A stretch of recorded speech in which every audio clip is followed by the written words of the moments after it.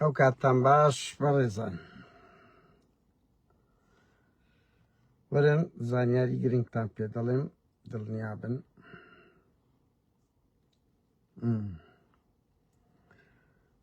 ڕێز و خۆشەویستی بەڕێزان وەرن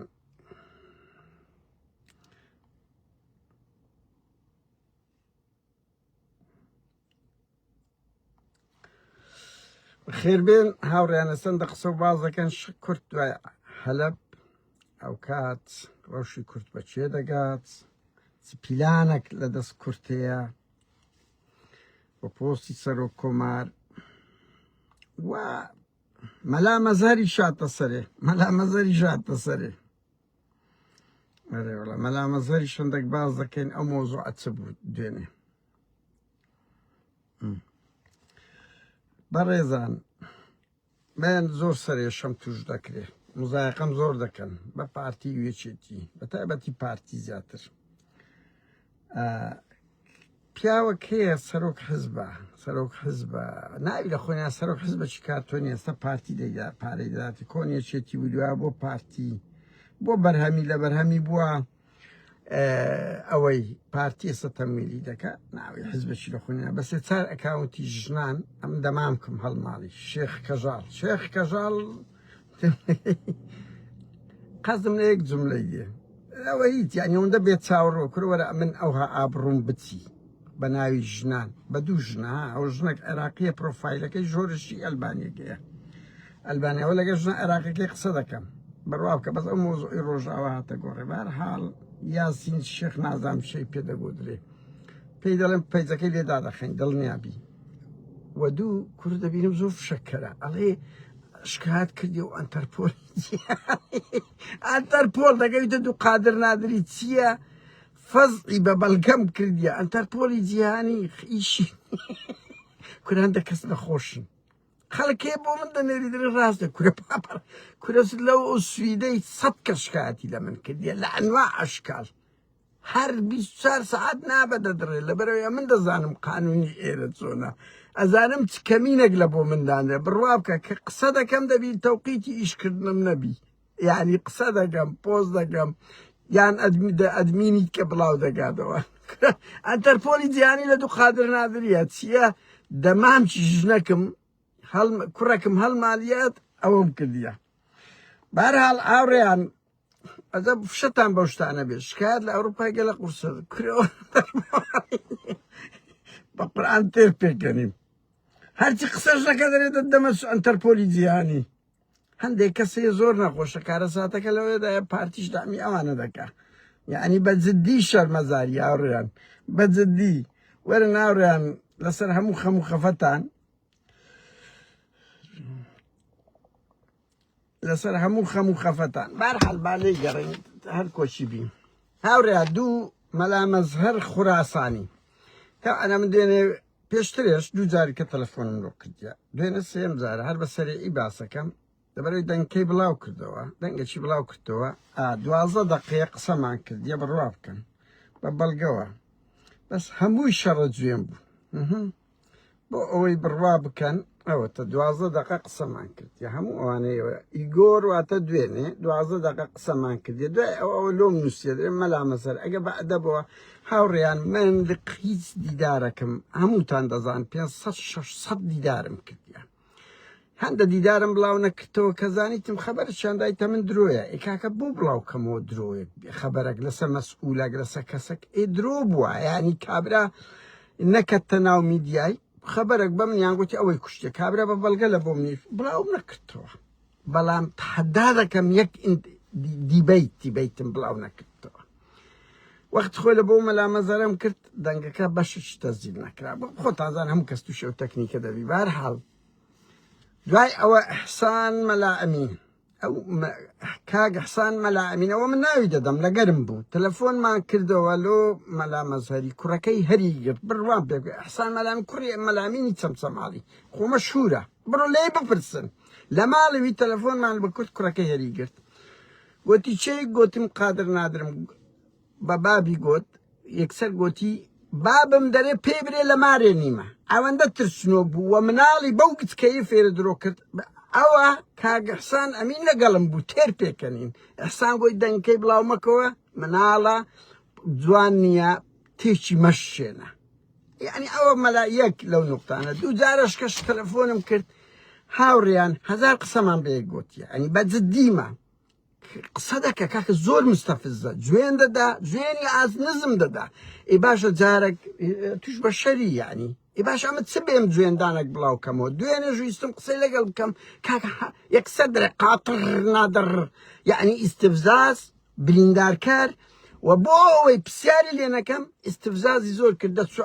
ئەولای ئەمن دەمیست پێ بڵێم ینی کاکە ئەتۆی ئەو هەڵوێستانەی ئەتوو هەیت خۆستاوە دیتتان لە بوار قسەیان لەگە کردیە بزانە ئەحمەد شەرعی ژوادی فعلا دژی گەلی کوردەبی ناپاچی وا دەبیتن کاکە من ئێستا هەندە زانیاریتان پێ بڵێم بەلا مەزهەر لە گەنجی خەڵکی دەربەندی خانە هەر بە سەریعی پێتان دەڵێم و ئەو دەقەچی چۆ بڵاو کردەوە دەبینن کو قسە دەکا بەرحاڵ بە سەریعی بڵێم مەلا مەزەر کە گەنج بووە لە دەربەندی خان بڕۆ بپرسن یەکێک لە شەلاتی و ئەوەکانی دەربەندی خان بووە ئەوانە بووە چەق و دەف و نوکتەیان پێدەژێڕا و چۆقی پێدەگۆدرێت چییە نازانم لەو نەوەعانە بووە باوکی مەلای مزگەوتی گەورەی دەربەندی خان بووە هەموو هەفتەیەک دوعای لە بۆ سوپاکەی سەدام کردیا من ئەوە ناڵێم بڕۆم بپرسن لە خەڵکی دەربەندی خان دوای ئەوە یان پیاوی سەدام بوو دوای پارتی کردی ئەندام پەرلەمان و کۆموو کەسەکان کرد هەموو هەفتانە دوعای لۆ سەدام کردی ئەوەش کاکە حەقی خۆی مەلا مەزەر نییە باوچتی بەس مەلا مەزەر کابراکی شەلاتی زمان پی ئەوە بوو ینی نوکتەیان پێدەجۆڵەشە پارتی ئیتیمامی پێدا دەوڵەمەند بوو مزگەوتی مەولانە خالیدیان لۆدانە مەولانە خالیدیان لۆدانە غرور گرتی ئێستا لەگەر ئیخوانەکان لەگەر تورکەکان تەسیقی هەیە زدی میلەتەکەی خۆی من بەرپرسم لەوە پارتی ئیهمالی کردیە برادەران لەبەر ئەوەی کاکە بوویتە سرف ئایدی ئیخوانەکان یعنی لە پارتی دەرچوێت بە سای پارتی دەوڵەمەند بوو لە پارتی دەرچوو ئێستاکە بەگەت تورک و ئەحمەد شەرع و لەگە ئەوانەیە ئەوەی دیدارەکەی لەو بوار هەیە بڕۆ بخینەوە بە ئاشکرا ئەوە هیچ کەمتر نییە لە مەلایخەتێ کاچ خۆم ئەڵێ یعنی یەک سەرنج بدەم کاکە حەلەب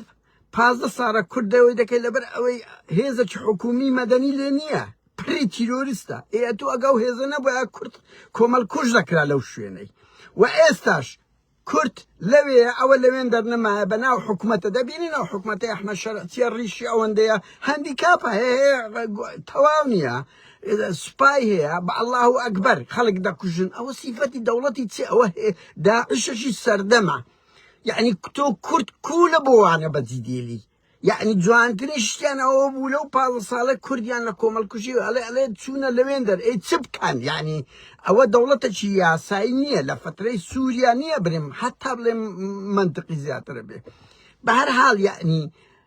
بە ئاشکرا ئەوانە بەشێک لەو مەلانە کەمینەیەکی زۆر کەمن مەلا مەزەر یەکێک لەو دەگمەنانەیە ئەگەنە مەلاکانی کوردستان مووقفیان زۆری زابی بۆ ئەوجارێ جێگای دەستخۆشین من بۆ خۆم نە بە مناڵێن ئەنگۆ دژی دینی چەند پۆستی بە ئەو مەلایانم بڵاو کردەوە کاکە ئەمە دژ نین ئەمە دژی ئەو تەوەجوهە خیانەت کارانەین کە ئێتیمان بە قەزەی کورد نادا قەزەی کورد لە بۆما ئەولەویەتە یعنی ئەوە دەبینن قەسەدا کورد ئەو هەموو دەعمەی تورکمان عەرەب دەکاتن بە نمونە ئێکاکە لێی هەڵدەگەڕێنەوە ئەمە قوڕی چێ بەسەری خۆ بکەن هەموو شکستەکانی کورد لە خیانەتی ئەو عەشیرت ئەوە نابی ڕاستیزم بین بەس هەموو خیانەتانەی کورد شکستانەی تووشی دەبی لە ئەنجامی بەشی هەرە گەورەی ئەوەیە خیانەتی ئەو نەتەوانێت کەیەکە لە ناو سوپاکەینا یان لێی هەڵدەگەڵ لە جەلەولا ویان کرد لە منبەت ویان کرد لەوەش ویان کرد یعنی لە هەرچێکان ئێمە ینی بەجددیم لەگەڵ برادران ڕۆژاوە قسەم کرد گوتی کاکە 160 ئەوانن کورد فاسڵەیە ئێلێ دێرە زۆر نییە لە ڕەقە نییە کورە لە کورد فاسلێک دروست کرا ینی ئەوە خطەی بەعز بوو لە 63 یعنی منتیقەی کوردیان وەکو برەی هەولێر یعنی لە جەبەل حەمرین لە ناوەڕاستی جەبەل حەمرین و هەرێمی کوردستان یەک شریتی حدودی گەورە تەعریبی کورد هەیە هاوڕێیان ئەوەیان دروست کردیە کوردیان تاجیل کردیا حزبی بەعز لە شێستەکانەوە کورد ئەوە دەکا یعنی قورسە ئەمە هەندێک دروشم دەدەین بەس کاکە دروشمدان و پێشنیازدان زۆر جودا لەگە ئەمری واقع بەهەرحاڵ يعني وەکو سەرز بدەن ئەلحەق مەلاکانی کوردستان ئەو جارەی زۆر مووقفیان جوان و مەبدەئی بوون جگە لە مەلا مەزهەر نەبی خائین کە منەوە دەڵێم لەبەرەوەی دەورێکی خیانەت کارانە دەبینی و ئەمن لە ژیانم سەرۆکی سندیکات جوونی پێدامە گوتەبێژی حکومەت جوونی پێدامە محافزی متەسەڕفی ئەو لێرە جوونی پێدامە فاخیر حەریری فاخیر نازەم حەریری جوونی پێدام بە خۆتان زانن جوابی کەسم نەدایتەوە من شتێک بڵاو ناکەمەوە پەیامی تێدا نەبی جوانیەک مەمدەعەک خەڵکێک شتێکی باش بڵاو کاتەوە بە قوربان خۆمە خەڵک ئەمن گەورەترین کێشەم لەگە یەکێک لەوان لەگە پارتی هەیە هەرچی جوێندەری ناو سۆسیال میدیایە پارتی دەعمیان دەکا کاکە کۆمەلگایەکی جوێندەر دەرچووە کۆمەلگایەکی بێئەدەب دەرچووە جوێن بە دایک و خوشکت دەدا بە زمانێکی زبر ئەبێ ئەمە زۆرە مەلا بڕواب کە جوێنی وا زبر دەدا پێم ئەی بە بڵاو کەمەوە بەرحاڵ بچینە سەر هەلەب جای ئەوە دەچینە سەر خاڵی تر بەڕاست مەلا مەزهەر لە سوودان خوێندیتی ئەو دکتۆر مەلا مەزهەر لە سوودان خوێندیتی و مادستێرەکە هیچی علمی نییە ئەوە ئەخوانەکان هەمویان دەنێرنە سوودان لە سوودان مادستێر و دکتۆرا وەردەگرن کە هیچ تێدا نیە هەر هیچ تێدا نیە لە سوودان دکتۆراکەی وەرگرتیە و هاتیتەوە ئێستا ڕکلام و ئەردۆغان و عوسمانیەکان ئەوەن دەکەی بەجددی ئەوە خائین نەبی چی خائینە نازانم ئێمە بەس ئێلە دەبی جاشبی فەوجی هەبیان ئەوانە هەندێ نووسەر هەندێ ئەدیب هەندێ لەو ڕۆ هەموو کوردیەکە هەموو کورد یەکە بەس ببینن یعنی پارتی یەکێتی شوعی ئیسلامیەکان بەشەشیان لە مەلاکان هەموو یەک بوو تەنیا تەیارێکی ئیخوانی تەیارێک بەشەشیان دژی ئەو قەزیە بوون مەجموعەیەکی زۆر کەمن یعنی شتێکی زۆر دڵخۆشکەر بوو ئەو جارە یەکەم جارە ڕەنگی لە دوای کۆبانی کورد یەک ڕیز بوو شتێکی جوان بوو کاکە بە هەر سەرنجێکە بێ لەسەر پارتی لەسەر یەکێتی هەمانە بە شتێکی خراپ نەبوو ینی لۆ کۆمەلگای دەری لۆ تەمویلی کوردی هەر چار پارچەی یەک بوو هاوسۆز بوو تەنیا ئەو چەند مەلایە و تەیارەکی کەم لە ئیسلامیەکان بە تایبەتی خوانیەکان بە ئاشکا دژی شۆڕشی ڕۆژ ئەوان ئەو ڕۆژ نین لۆ لەبەر ئەوەی جاشی ئەردۆغانە هاوڕێیان ئەوەی هەلەب با من بەس مقدمەوە بڵێم یعنی ڕاستە کورد شکستەکی معنەوی هینایە بەڵام دەرسەکی گەلە گەورە درا بە ئەوانە کاکە ئەوانە هجومی سەر سوێدا و ئەلەوییان دەکرد بە 24 سعاتی تەفرتونیان دەکرد هەموو شوێنەکانیان دەکرد دوو گەڕک ئەگەر خیانەت نەبووە بێگومان هەر نەدەگیرا بۆ خۆتان باش دەزانن یعنی ئەشرەفیەش نەدەگیرا شەڕیمان و نەمانیشیان کرد لەگەر ئەوەی زەختەکی زۆر گەورەی نێودەوڵەتیان لەسەر بوو 100 دەبابە زیاترە بڕوا بکە دەیان هەزار چەکدار لۆ 300 لەو 500 کەسی خڕ بوونەوە ئەوانەی دەرێن 5,000 ئەو پەڕی قارەمانێتیان نوان ئەو پەڕی سەری هەمومانیان بەرز کردەوە یعنی نمونەیەکیان پیشاندە ئەو هەموو ئیسلامیە بە جیهاد و ئەڵڵاهو ئەکبەر دەیان کەسیان لێکوژایە شەڕێکی زۆر پێنجەم ڕۆژ بوو ئەخیری بە خۆیان سەحەبیان پێکردنەوە یعنی دەرسێکی زۆر گەورە درا ئەوە نییەوەکی سوێدا ئەو وەکو ئەلەویەکان بی واگە ئەو معامەرە دەولیە نەبووایە بەڕاستی معامەرەی دەولی چییە ینی مەجای ئەوەیاندا ئەو تورکیاندا یعنی شەرمەزاری بوو دوو دەوڵەت کاکە دەرەقەتی دوو گەڕک نەدەهاتن بە جددیمە دوو گەڕک نەدەهاتن 300 و 500 کەسە بە تورکیا و بە سووریا بە هەموونەوە ئەچی و بە ئۆکەی ئەمریکا و بەبێ بە هەڵوێستی نگەتیڤی ئیسرائیل کە من ئەوە لێرە لە بۆ هەموو ئەو ئیسلامیانش دەڵێم چەند شەرمە ئەنگۆ نایەن خیانەتی ئەحمەد شەرع نەک لە دینەکەتان کە وەکو منقزی کاکە لە چێ بووە ئیسرائیل بە گەورەترین دوژمنی ئیسلام دادەندرێ ئەتوو بچی دەرپەی خۆتی لۆ دابکەنێنی دەرپەی خۆت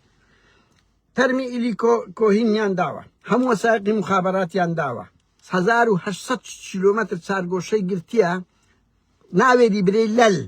هەر دێتە پێش لە 100 چیای تەمەشای دیمەشق دەکات نەتەنیاوە هەمووەوانە سێ مەحافەزەی دایکێ بڕواکە مینای لازقێشی دایکی هەموو شتێکی دایکی هەموو خیانەتێکی کردیە دێن دژیەوە وەڵایی چییە هەسەدا علمانیە لەگە دین تەبانیە بزانە تۆ ئەو هەموو ئەو نەوعا ئیسلامیەی کە دژی شۆڕشی ڕۆژ ئاوایە ئەو زیادە شەید زیاد هەلەبی لە ناو مزگەفت نوێژەکە هەسەدە دەیان مزگەوتی لێە ئیسلامن إلى آخره کەچی دێ شەرعیەت بەو کوشتارەی دەدەن کە بابا چەکدار دەکوژی ئەو ژن و منداڵۆ دەبینن ئەو وەحشن وەحش بەربەرین کەچی دێ دیفاعی لێ دەکاتن دیفاعی لێ دەکات ئەی هاوار ئەوە خائین نەبی کوێ خائینە بەس بەم بڵێن یعنی لۆ ئەو کەسانەی ئیسلامیە سیاسیانەی ئەمن ئەو بەشەی دەڵێم نەک ئەو هەموو مەلاو یعنی کاکە وەڵڵا ئەمە داوکو باوکمان ئیسلامە ڕێز یعنی لەو توراسە گەورە بوونە ئەو شتانە ئەوە نییە ئەمە دژە دین ئەو چی و نازم کەی ئەمنتان دیتێ ڕۆژێک لە ڕۆژان دژی دین قسە بکەین بەس کاک ئەمە دەڵێن دەبی مەلا وەچی مەلای ئەو جارەت نیشتیمان پەروەربی هەمومان قەزیەی نیشتیمانی کۆمان دەکاتەوە ڕێئیمان جیایە بەس دەبی لەو خەتە گشتیانە یەک گرتوو بین کە وێنەیەکی زۆر گەورەی پیشاندا بەهەرحاڵ هاوڕێیان بۆیە نمونەیەکیان پیشاندا ئابڕووی سوپاکەی ئەوەیان پیشاندا شەرە تورکیا بە هەموو قووەتی خۆیان ناڵێم بە سەد هەموو قووەت بەس بەڕاستی ئەو نمونەی پیشاندان داستانێکی زۆر گەورەیە لە دوای کۆبانی شەرافەتمەند بوون ڕەنگی بیسیەکیان لێ شەهید ببێتن بەڵام دەرسەکیاندانێ ئەو کە کورد نەک ئەلەوی نییە و نا ئەوەش ئەوەگە خیانەتە نەکرابای وەزعەکە زۆر باشتریش دەبوو ئامانجیشیانی هەموو باس کرا کاکە دوای ئەو ڕێککەوتنەی پاریس کە ئەو خیانەتە یعنی ڕاز ئەحمەد شەرع دەرپێی خۆی لە بۆ ئیسرائیل داکەناندو هەر دەرپێیان داکەنی خیانەتی نیشتیمانیش من جارەکەی تریش پێم گوتن کاچ خۆم یعنی خەریتەی نوێی سووریا لە ئەوە ئەسکەندۆرۆنەی لۆ تورکیا لێدایە و جۆلانیشیدایە ئەو خیانەتی نیشتیمانی ئومەی عەرەبیشە ینی داگیرکەرانی کوردستان لە عەفتا و پێت دیش کە سەدام لایەکی شەتڵ عەرەبی دۆڕان هە لەسەر قەزیەی کورد ئەو جارش جۆلانیوەی کرد یعنی ئەوانە خائینن لە بەرامبەر نەتەوەکەی خۆشیان ئەو زەمان ئەو زانیاریە شتان پێ بڵێن بڕوا بکە ئەوە زانیاریە ینی شیعەکان ئێستا کە بە کەمپین لە بۆ ئەمریکیەکان دەنێرن کاکە ئەنگۆ دەمە دەڵێن چەکدا بنێ بەس ئەو دەوڵەتتان لە تەنیشتەمە دروست کردیە کە بربەرین ئاوا لەگە سونەی کورد دەکەن دەبی لەگە مەچ بکەن ئێناقیان نییە وەڵە براکەم بە جددیمە بە ویژدان بڵێن هەندێشت هاوڕێیان ئەو توندوتیژەی لە سونەدا هەیە لە سونەی ئیسلامی هەیە لە شیعە نییە کاکە وەرە قاعیدە داعش بەیت الشەباب تێم دەگەی ئەو جوندل ئیسلامی باشوور دەیان ئەنزیمە ببکە هەموو کارە تیرۆریستەکانی دنیای ئەوانە دەیکەن لە شیعە کەمترە حتى لەگە کوردیش تونین بە جددیمە لەگە کوردیش لە ڕووی قەومی زۆر تونین شیعە مەذهەبەکەی گرنگترە لە قەومی بوونەکەی سونە هەم قەومیە هەم ڕابیە من ناڵێم هەر هەمووی هاچکو بابووداچیمە سونەنا بەس بە دەردی شیعەکان گوتنی وا لەگە سونەی کورد دەکەن وا لەگە سونەی کورد دەکەن دەبی شیعەیان بکەویتە بەردەستی چ دەکەن ئەوە دەوڵەتی عەرەبی سووری دەستورێکی هەیە کە هیچ تێدانە لە بۆ کورد دەیانەوێت بە زۆرم لێ ئەوە بکەن بەهەرحاڵ ئەوە خاڵێک لە خاڵە هەرە وەریەکانە کە ئیسلامی سیاسی ئەوانەی دژی گەلەکەیان پێویستە ڕسوا بکرێن کاچ خۆم ناکرێ ئەتون هەر لە ئیسلامدا هەیە لە حب الوطن من الإيمان تەواو یعنی پێویست ناکە بۆ تەفسیر و منطق و وەک ئەو مەلا ناپاکەی مەلا مەزهەر دەینتەوە لە بۆ تەفسیری دین و شەهادەت و ژن بستەوە ماڵێ و هیچ نەکە کورە بابا شەرەفت هەبی بەو ژنانەیە کەرامەتی قەومیمان هەبی بەو ژنانە بەشەکن لە ئەوە بەهەرحاڵ ئاوڕێیان ئەوە چەند خاڵێک بوو ئێستا بێمە سەر خاڵی جەوهەری هاوڕێیان دوای هاوچێشەی سیاسی من هەموو جار گوتیتم ڕاضیات نییە وەرزش یعنی ڕاضیات نییە دوو زائید دوو دەکات ئاڵوگۆڕ زۆر دەبێتن ئەو هاوچێشە نوێیانەی لە منتیقەدا هەیە بڕوا بکەن و من داوا دەکەم لە پارتی و چێتی بە وردی جێ لەو قسەی من ڕابگرن من ناتوانم هەموو وردەکاریەک باس بکەم بەس دڵنیابن و ڕۆژانی داهاتوش دەبینن دوای ڕێککەوتنی پاریس دوای تۆم بارا کە دەمەکە هەمومان دەیبینین بە ئاشکا بانگەشەی زڵدی ئەوەی کرد کە پێویست ناکە کورد فیدراالێتی هەبی هەر دژی کوردە کورد تۆم بارا کابراایەکە دژی کووردە بەگشتی دژی فیدراالێتە و ئەو ئەزمونەی باشوور کە بوویتە شێرپەنجە هیچ نمونەکی باشی پیشان نەدایە لە بۆ کۆمەلگانی و دەوڵەتی تەنیا ئەوەیە ئیسلامی سیاسینی راپۆرتی زۆر دژی کورد بووە لۆبیەکی زۆر دژی کوردە سعودیا خەلیج تورکیا کاکە لە ناو ئەمریکا بەڵگەی زۆر درایە و ئەمریکیەکان کاکە بە پارتیۆچێتی دەیانجار یەک سوپا دروستکەن جێیان لێ نییە ئەوەندە پێشێلی ماف مەکەن جێیان لێ نییە لە لالەزار مەدا جێ لێ نیانی ئەمریکیەکان دەڵێن کاکە جێب لەمەش ڕناگرن لێمان نایەن حسابمان لۆ ناکەن ئەمە دەیان حەوێنینەوە ئەو دەوڵەتە گەورە نەسیحەتیان دەکەن ڕێیان پێ بشاندن دژیان فشیان پێدی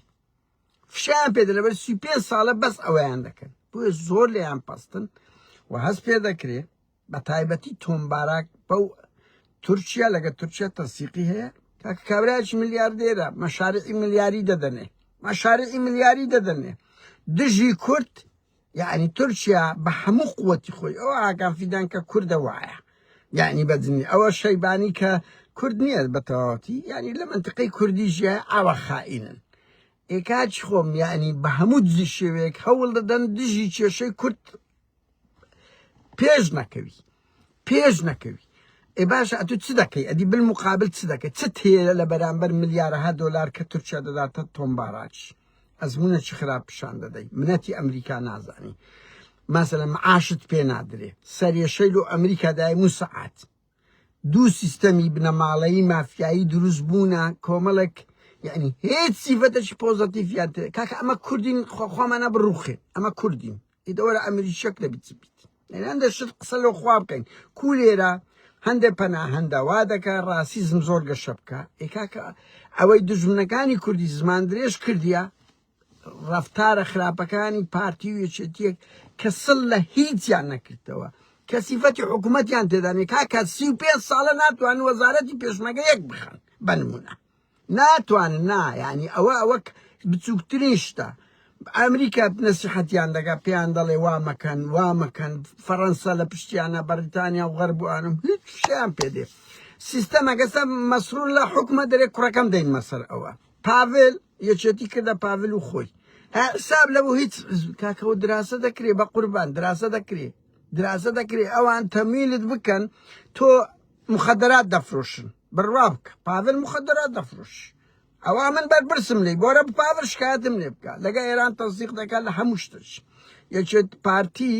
سیستەمەکی مافیایی منەتی کەس نازانی کاکە دەگات بۆگەنی بوونە بۆگەنی دەگاتە ئاستەک بۆیە موعامەرەیەکی گەورە لەسەر کورد هەیە و بەو شەڕەش ڕناوەستی هیچ من ئەوە قسەی منە قادر نادر ئەو ڕۆ چەندی مانجێ ئازدەی مانجەیە جەبهەی تورکیاش لە کورد دەکەنەوە لە ڕۆژاوە باشە بەڕی وەحری بەڕێ و هەوایی ئەوەی ئێستا هەیە موعامەرە لەسەر کورد بەهێزە یعنی ترامپیان اقناع کردیە کە کورد متەدەللە کورد ناتوانانی خۆی بەڕێوە ببە و مەساڵی ئەوەیان وایە ئیترە من ناڵێم کورد دەڕوخێ من ناڵێم کێشەی کورد بەس ئینقلابێک ڕوویدایە سیاسەخ ئەوەیە خۆلۆ لە بیستەکانی شوا بوو دەوڵەتی کوردی شێخ مەحموود بەر لە حکوومەتی عێراق دەوڵەتی هەبوو بۆ زان 19 شێخ مەحموود دەوڵەتی هەبوو عێراق نەیبوو هەر عێراق نەبوو دوایە و کاکە کوردیان خستە بندەستی سایکس بیکۆ کرا هەموو شتەکان گۆڕا ئەوەی شۆڕشی بەلشەفی ڕۆیدا رووسیا دەرکەوت هاوچەشەکان گۆڕا ینی دنیای سیاسەت وایە ڕاستە من کۆنوەم گوتیە بەرپرسیشم ئێستاش ناڵێم کورد دەگەڕێتەوە یعنی قەتل و عام دەکریەوە دەکرێت بەس مافی ئەو دەستورە ئەو گۆڕانکاریانەی لە ناوچەکە کە بڕیار بوو بەداخەوە هەمووی وە ئەڵگۆڕ دەبیت بەس ئەو کۆتایی نییە هاوڕێیان ڕەشبین مەبن بەس من دەمەوە بڵێم پارتیۆچێتی کاکە ساڵێک و 3 مانگە حکوومەتێکیان پێ تەشکیل نەکردی کاکە بووینە قەشمەر شەڕیان لەسەر چییە مافی کوردە ناخێر پۆستە ماڵی بارزانی خێر یعنی وەزارەتی ناوخۆ چیە و هەموو مشکلەی لۆ دروست دەکەی 35 ساڵە لەبەردەستەیدا بەزارێک لە دەستێچێتی بەنمونە دەڵێم یعنی کێشیان هیچی هەموو کێشەکانیان پۆستە پارەیە مەنسەبە معاشیان پێ کاکە خەڵک لێت بێزار دەبی یعنی ئەمە کوردی لێت بێزارین خەڵک خواخواتی بڕوخێن ئەو جێژی عێراقە بێتەوە بەخۆ بە چەپڵ ئەوەی لۆ دەکەن نۆرەی یعنی ئەمریکیەکە ئەوروپیەکە کە 35 ساڵە پێ دەڕێ ئەوە بی بۆیە وەزعەکان خراپە من پێتان دەڵێم تۆم باراک هەموو راپۆرت و هەرسەنگانەکانی و لێدوانەکانی بڕۆن سەیریکەن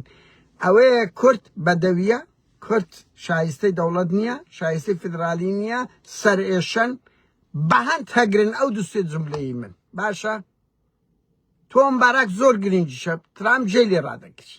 وەلە بەشەکە لە دەوڵەتی قوڵی ئەمریکی ملیاردێرەکە کاکە تۆ چ تێ دەدەیە تۆم باراک تۆ چ تێ بدەیە ترام کە ترام بە ئاشکا دەرێ کڕین و فرۆشتنە کڕین و فرۆشتنە تۆ چ تێیە ڕاستە نەفتت هەیە ڕاستە هێزت هەیە ڕاستە شەڕکەرت هەیە بەس کاکە قیەم و ئەخلاق ناخوا قیەم و ئەخلاق ناخوا من کەوە دەڵێم وە تێمەگەن ینی بڵێن ئاها زۆر کەس سیخەتان بە کورد کرد ئەگە سقەی نەکەی بە ئەمریکا و ئیسرائیل چ دەکەی چ دەکەی ینی بەدیلیت کە چییە چ دەکەی یان ئەو ئەوروپایە نازدارە ئەوەندە لەگەر ئەمریکای هاوتەری بوو ئێستا ئەمریکا تڕۆی کردیە وایە دەرێ وەڵای کورد وابێ بابا ئەو ئەوروپایە ئەو ئۆکرانیایە شەڕیان پێ کرد ئەو هەموو شەیدەیدا هێوا پشتیان تێ کرد پشتی تێ دەکات یعنی کاکە تو ناتوانانی بڵێ وەڵی کورد غەڵەتی کرد نە بەدیلیت کەت هەیە نەدرەقەتی ئەوانە دێن ئەوە نمونەی ئەوروپا ئەوە نمونەی ئۆکرانیا کە لە ناخۆشترین شووە پشتی تێ دەکات ئەمریکا دنیای خۆی بەخۆی دنیای سیاسەت وایە ئەو زەوەرە ترامپیش هاتە سەر حکم ترامپیش هاتە سەر حکم کە ڕەوشەکە هەمووی بوویتە بزنس ئەڵێ چم دەدێ ئەتا چت بدەمێ تۆم باراکی دانایە کاکە نە بڕوا بکە نە هەندە جێ لە ڕێی وەزارەی خارجی دەجیژێ نە هەندە پنتاگۆن دەجیژێ نازانم لەو ڕێکخراوە مرۆڤ دۆستەکان وەردەگیرێ قۆناغی ترامپ وا دەبی ڕەنگی قۆناغشکە بگۆڕێ شتەشکە بیت ناو شتێکە ببی بۆیە کورد یەک ڕیز نەبی ئەو زارەی باش بوو بە هەموو کەم و کورتیەک و سەرنجێک لەسەر ماڵی بارزانی و یەکجێتی و ئیلا ئاخری ئەگەر بە ڕووکەشیش بی لە پشتەوە نازانین تا ئێستا چ بووە هەرچەندە یەک سەرنجێ یاڕێیان دەمە یەک سەرنجتان پێ بڵێم لەسەندێ بڕوا بکەن هەموو ئەو ئاوارانە ڕێیان نەدا بەرەو هێزی سووریای دیموکرات بڕۆن هەمیان بەرەو ئەفرین برد ئەوەش جێی سەرنجە وە لەوێت ڕێکخراوی بارزانی ئەوە بووە یعنی جێی سەرنجە ئەوەش باشە بۆ ڕێیان نەدا ئەگەر ئاوارەکانم بستنە منتیقە کورد ژێر دەسەڵاتەکانی هەسەدا هەمیان بەرەو ئەفرین برد لە ئەفرینیش یعنی لە بن دەستی چیە ڕەنگبی سبەی دووزبەی لەبەردەستی هێزی ڕۆژ هێزەکی مەسەن احتیمام لەگە پارتی بدەن بەڵام بە هەموو حاڵەتێک میدیای پارتی شەقامی بواردا مەلاکانی مەجاردا ئێشتەکی باش بوو کاکە پەیامەکی باش بوو کورد یەک ڕیز بی لەو موعامەرەی لەسەری تورکیا ئەو پارتیشی قوبوڵ نییە ئەو هەموو جاشایەتی و خزمان بڕوا بکەن کورد نەفتی هەیە نەفتەکەی دەدەن ئەحمەد شەرعی کاکە من لەگەڵتاندام سیستەمەکەیە یعنی من بۆ خۆم یعنی ئەگام لە زۆر شتە هەر ئەوەندە دەتوانم بڵێم کاچ خۆم بەڵام کاکە ئەو ئەحمەد شەرع کلۆ دەنی تیرۆریستە کورد 11,000 شەهیدی دایە لۆ قوربانی داعششکەیان لۆ زیندی کردەوە ئەمریکا نازانی ئەو هەموو ڤیدیۆی بڵاو دەبتەوە نازاندرێ نایەن ناسن ئێدا هینتە سەر ئەو نەتەوەی کە لەگەریان لی نەگەڕایدە جوندی ئەمریکی شەهید بی پشتی تێ دەکاتنوە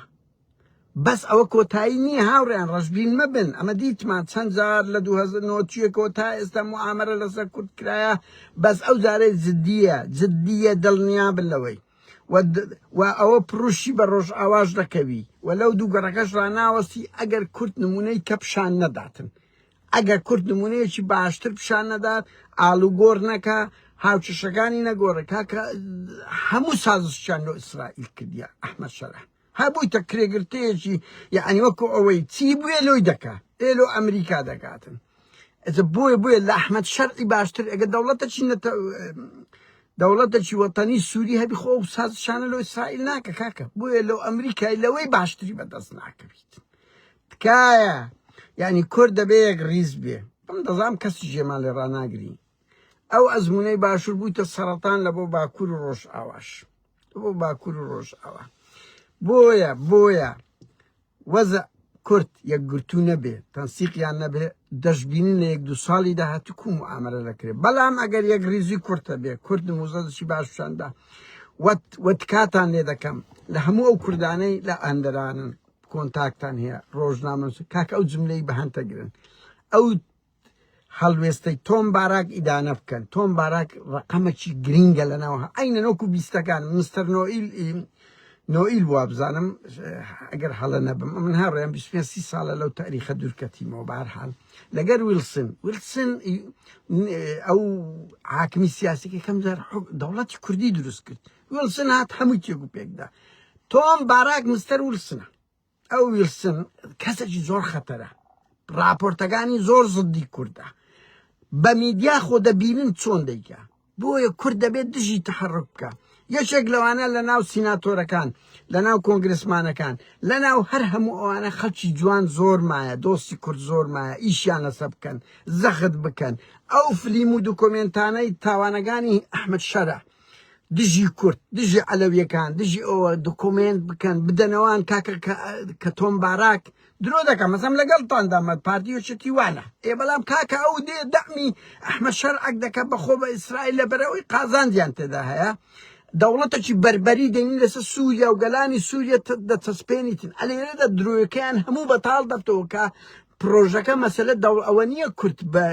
نەیتوانێت یەک ئیدارەبی تۆ دەوڵەتێکی بەربەری دەینێ سەرگەلک سەرگەلانی سووریا کە کۆمەڵ کوژی بکەن کە هیچ سیفەتەشی دەوڵەتی نییە دەمی دەکات تۆم باراک دەمی دەکات بڕوا بکە ئێدەی لەولا دەرێ پارتی وایە چێتی وایە ئەگەر نموزۆدەکی باڵاتر ئەوە بێ گەرنگ من دەمەیەک خاڵی کەش بڵێم عێراق و سووریا هەوڵ هەیە تۆم باراک هەوڵی هەیە بەرنامەی هەیە چەند سەردەگرێ من نازانم بکاتە مرکزی حقوقی کورد لە ئەوەشە حسابی حقوقی کوردە ئەو داخوازیانەی هەسەدە دەکە پێیان قبوڵ ناکری پێ قبوڵ تۆم باراک لەگەڵ نییە لەگەڵ ئەو بەرنامەیە نییە ئیتر چ دەکرێت چ ناکرێت چەند ئیرادەی کورد دوای هەندێەوە دەبێ ئەو شتەی زۆر گرنگ دەبیت ئەمە دڵنیام لە ڕۆژئاوا یعنی هەموو تەختوەچی ئەوەی حەلەب دایان نابوو بە 24 سەعاتی لەناو بن 5 ڕۆژ هەتا بە خۆیان نەکشانەوە نەیانتانی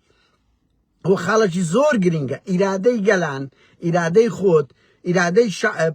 دەوری خۆی مایە هاوڕێیان ئەو نمونەی حەلەب باشترین شتەکەن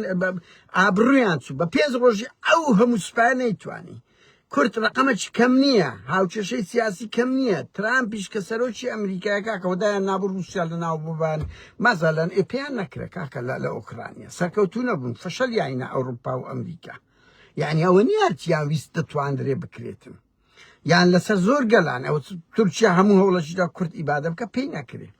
بە هەر حاڵ لە عێراقیش ئەمن ئەوە دڵنیاتان دەکەم وەزارەتی پێشمەرگە ئڵغا دەبتەوە ئاسایش و ئەوانە هەموو دەخرێتە سەر حکوومەتی عێراق ئەوە دڵنیا بن لەو خاڵەی پارتیوێکێتی بەو شێوەیە ئەو ئەزمونونەکەم دەزانم جێ لە کەس ڕناگرن دەیانخەنەوە سەمەرکەس گومرگەکانیان لێ وەردەگرنەوە مەتاڕەکانیان لێ وەردەگرنەوە وەزارەتی پێشمەرگیان لێوە هەمووی ئایدی وەزارەتی بەرگری عێراق دەکرێت بۆیە وەزعەکە زۆر ینی کۆی پرۆسەکە ڕەنگی پرۆسەی ئاشتی ڕابوەستی تورکیا پاشەکشە دەکاتن نایەتەوە پێش بە تایبەتی تورکیا کە گومان هەیە لەگە ئیسرائیلیش تەنسیقی کردی هاوڕێیان یعنی تورکیا و ئیسرائیلیش تەنسیق بەلای کەم ئەردۆغان دەیەوێ لە قۆناغیوی تورکیا تێک نەشێت تورکیا هەر دەبیتن ئەو شتەی گوتیمان بەس ڕەنگی هەوڵ دەدا 1-2 ساڵ تاخیر بیدا ئەو بڵێ لە قۆناغی من نەبووە ئەردۆغان هەموو سازشێک دەکات ئیتر بۆیە وەزعەکان خراپە تۆم باراک ڕێی زۆر خراپە من داوا دەکەم لەو هەموو حزبانە لە شار خۆەکان خۆپشاندان دژی تۆم باراک بکەن دڵنیا بن ئەو کابرایە دەبتە سەرەتان لە بۆ کورد دڵنیا بن ئەوی یعنی کابراایکی زۆر خەتەرە زڵدی کورد من لە بەلاژ وەنارم پێرێ وەم گوتیە هاوڕێیان دیتان دوای من لە بەوەم نییە ڕوانگەی سووری باسی کرد ڕامی عەبدوڕەحمان کاکە کابراایکی خەتەرە دژی نەکەر کووردە دژی حقوقی ئەوەیە کە بدرێتە گەلان بە تایبەتی لەگە کورد لەبەر ئەوەی حتا مەکتەبەکەی لە تورکیا بزنسە خەتەرە ئەو کابراایە خەتەرە کورد دەبێت جوڵە بکە لە ناو بڵێتە ئەمریکیەکان کاکە ئەو کابراایە دەمی ئەحمەد شەرع دەکا کە ئەو بەربەریانن ئەو دوکومنتانە هەزارە سەدان کەناڵ هەیە لە ئەمریکا ئیشی لەسەر بکرێت زەخت لە ترام بکرێت وەکو 2009 خۆ 2009 شەوڵیدا ئەوە بەشەکە هاوڕێیان من دەمەوێت بە هیوام هەڵە بم بە هیوام تەقدیراتم سەقەت بێ بەس ئەوەی بزانم لە ئێستا ئەوە هەیە سبەی ڕەنگی بگۆڕێەوە چی ئەوە هاوچێشەی سیاسی ئەوە دەبێت دەگۆڕانکاری بەسە بێ دوای شتیت کاڕیان لەسەر کۆمار پارتیۆچێتی نەگەشتنێک ئەو زۆر خراپە بە جددیمە لەبەر چێ لەبەرەی دەبنە قەشمەر پارتی وێژەدی کە پێگنێن ئیتر زیاتر ئەمریکا و ئەوانش ئێمالیان دەکەن حکوومەت پێگنێنەوە نەبن هەموو یعنی فاکت دەداتە دەست فاکت دەداتە دەست دژمنەکانی کورد کە کورد هەموو دنیا دژمنیتی بە جددیمە شعوب ڕەنگی گەلان و مسەقەف و هەندێک ڕێکخرا و ناوەند بەس وەکو دەوڵات یەکەم قیەم و ئەخلاق نییە دووەمیش کاکە تۆ خەلیج دشتە عەرەب دشتە فارس دشتە تورک بەو هەموو پێگەی هەیتی دشتە لە ناو ئەمریکای لۆبیەکی گەورە هەیە دشتە ئەی کاکە تو چت هەیە بەس پێم برێت چت هەیە دەبینی مۆزۆزەشی جوان پیشان بدەین بۆیە کە نەگەیشتنەوە لەو غرورەی ماڵی بارزانی هەیتین کە وەکو خێر دەیەوێ بداتە هەموو حزبەک ساڵێک و سێ مانگە لەسەر پۆستی وەزارەتی ناوخۆیە ئابڕووی کوردیان بەرەسە سەر و کۆماریش پێک نهاتن بۆیە هەریەکە بەجیا تا ئێستا هەیە لە ئاخر لەحزە ڕەنگی پێک بێن نێچیری مەسعود ڕاستپادێ گوتی بڕۆ ئەوەی بکە سەرپەرشتی بەغدا بکە نێچیری لۆ دانیا لە بە دوو سەبەب یەک بین یەکێتی و نێچیری تێک بدەن کە نێچیر معتەدل بووە دووش نێچیر لە هەمووان سەرکەوتوترە لە ئەوەی ئەگەری زۆریشیە نێچیر دەمی دوو کەس بکە فات حوسێن نەکە بەڵام دەمی مەلا بەختیار و نەوزات هادی بکە ئەو زانیاریانە هەیە دەمی مەلا بەختیار و نەوزات هادی بکاتن هەردووچی لەگەری بینیان زۆر خۆش من ناڵێم مەلا بەختیار دەرەچی بەس یعنی ئەگە ببتە پارتیۆچێتی اتفاقکەن مەلا بەختیار دەرناچی بەس نێچیر بۆ خۆی یان نەوزات هادی یان مەلا بەختیار تەمیل دەکە ئیتر شیعەکان مووقفیان چ دەبێ ئێمە بزانم مووقفیان خراپە لە سەیەکێتی کاکە وچێتی کارکتەرشی زۆر لاوازی فرێدایە کە ڕاوێژکاری تاڵەبانیە ئەڵێن مالیشی گوتی تێ و دەرگەوانە چێ بتە سەر و کۆمارمان قەزی لە نزار ئاکرەیە کە دنیایەک مەلەفی لەسەر هەیە کەسێکی زەعیفە و یەکێتی پاڤل و قوبادوەی کردێ دوو کەسی معقول نیمایە خەڵک بڵێ ئەوەی ئەخ بە جددیمە لەو تاریخە یەکێتی لەو هەمە چێ نزار ئاکرەی یعنی کارتێکی زەعیفە بەڵام من نازانم یعنی شیعە ڕئیسیە هاوچشە سیاسی ئێران وەزعی زۆر خراپە ئێران بەس فۆکەی مالێ بکرێ بڕوە بە جددیمە یعنی چ دەبیتن یعنی ئێرانی ئەوە نییە بۆیە یعنی کورد ئەوەی هەیە پارتیۆچێتی بە دووسێ کاندید ئۆپۆزیسیۆن بە کاندیدی موسەنایی ئەوە بە هەشتاویە کەسیاندانەیە ئەو پارەیەکی زۆر پارتی ئەمن دەزانم تەرخانی کردیە لە بۆ زۆربەی ئەو کاندیدانەی کە لە خۆی نزیکن بەچن خەڵک بکڕن بۆ ئەوەی باڵی یەکێتی دەرنەچیت ئەوەش هەموو لەسەر کورد بە خراپ دەشتێتەوە دەبنە گاڵتە جار ئتر ئەمە نازانم چێ دەرەچی چێ دەرناچی بەست کاتان دەکەم هاوڕیان یەکەم چێ دوکۆمنت چ ڤیددیۆ هەیە چ بە خۆتان سیناتۆرەکان بەرپرسەکانێکێتی ئەوروپا کاکە لەناو ئەو دام و دەستگایانە خەڵکێکی زۆر هەن ئینسان دۆستن من بۆ خۆم یعنی 25 ساڵە لەناو ئەو 2006 کەتیمە بە تەواوەتی بڕواوکە لەناو هەموو حزبەکی لەناو هەموو وەزارەتی خارجیی هەموو کارمەندێک هەن مهنەیە ینی مۆزەفە بەس هەیە ئینسان دۆستە راپۆرتی باش ڕەفع دەکا دۆست کورد ئێستاش دۆستی زۆرە کوردیش کەم نییە ها یعنی من ئەو قسانم کرد کورد کەم نییە ئیرادەیەکی زۆر پۆڵاینەیە و کورد یەک ریزبی هەموو پیلانەچانی لەسەر ئەو دەبێت بەس موعامەرەی گەورە لەسەر کورد هەیە و دژمنانی کورد یعنی تورکیا هەموو شتێک دەکا ئەحمەد شەرع هەموو شتێکی کرد خلەوەی خیانەت گەورەتر ئەتو دوسێ مەحافەزە لە دەستمایە بەس لە پێناوی دوو گەڕەکی وەربگری بۆ ئەو خیانەتەی لە بیر بکرێ بزانێت چی لە بۆ ئیسرائیل کرد یەک دەستکەوتی گچکەی لە ئیسرائیل وەربگری تۆ سێ مەحافەزە و جۆلان و ئەوە لازقێشی فرۆشتە ئەوەی ئیسرائیل ئەوانە کاکە تۆ ئەو دژمنەتی ئەو هەموو بەرتیل و خیانەتەی دەکەن لە دژی گەلەکەی خۆیان بەس هەتا ئەتون نەجاعەت نین کورد دەبێت بیر لە هاوچەشەی نوێ بکاتەوە چەندە بە بەڵام دەزانم فشیان پێدەی پارتیۆچێتی بەس ئەوە ئەمن و ئێوەینە ئەگەر ڕەبتیان بە مەرکەز نەکردنەوە ئەگەر حکومی زادەکەی ئەفتاشیان درای حەقبی ئاوڕیان سپاسان دەکەم بە ئەو کاتێ دەگە منتان سرف کرد ببورن بەس ئەو زانیاریان هەبوو پێم خۆش بوو ئاگادار بن کاتێکی خۆش سپاس بۆ یەکە بە یەکەتان سەرکەوتن لە بۆمە دەبیت ئەگەر یەک ریستر بین ئەگەر هاوچشەکان بگۆن حتا برادرانی خەندیلیش برادرانی ڕۆژئاواش کراوەتر بن هەندە شت هەیە ئاخر وەڵڵاهی دوایین جملە لە 94ەوە ئەوان داهێنەری تەلەڤیزیۆن بوون بەنمونە 94ەوە دەیان کەناڵیان دروست کردیە بە ملیۆنەها دۆلاری ترخان دەکەن بیسی تەلەڤیزیۆنانی یەک کەناڵیان نییە وەکو ئەوەی ڕوودا و دوو پرسیار لە ترامپی بکە کە چەند دەوری هەیە کاکە ئەوە تا ئێستا تەلەڤیزیۆنەکان دەرە سەردەمی تەعاسۆڤێتیە کلاسیک یعنی پەیامنێرەشان لەو ئەمریکا و بڕۆکسلەی نییە بچی کورد لە بڕۆکسل پەیامنێرەشانێ بستە ناو کۆنگرە ڕۆژنامەگەری نێودەوڵەتیەکان کە مەزدەری یەکێتی ئەوروپای لێیە یعنی هەندێک شت زۆر بچووکە بە زۆر تەسیری ها پرسیارە ڕووداوای کرد ترامپ شەرمەزاری بگریت